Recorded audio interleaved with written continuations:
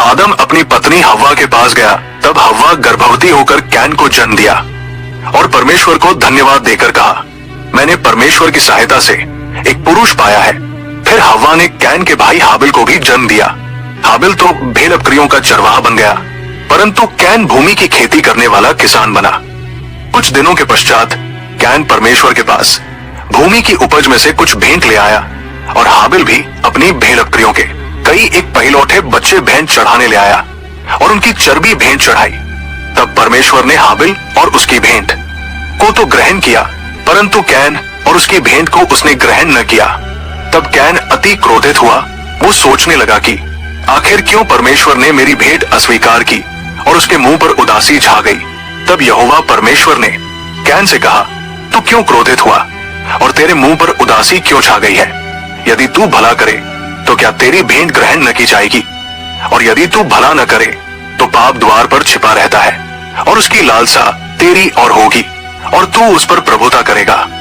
तब कैन ने अपने भाई हाबिल से कुछ कहा, और जब वे मैदान में थे तब कैन ने अपने भाई हाबिल पर चढ़ाई कर उसे घात किया।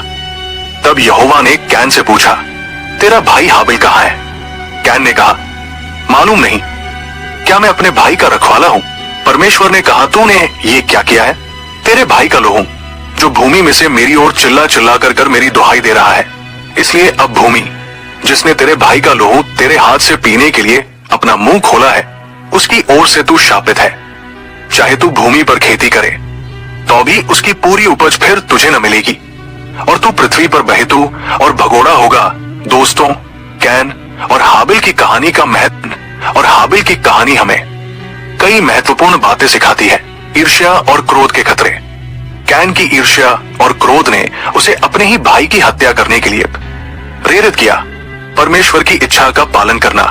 दोस्तों, परमेश्वर ने हाबिल की भेंट को स्वीकार किया क्योंकि वो जानता था कि हाबिल ने उसे ईमानदारी और भक्ति के साथ चढ़ाया था।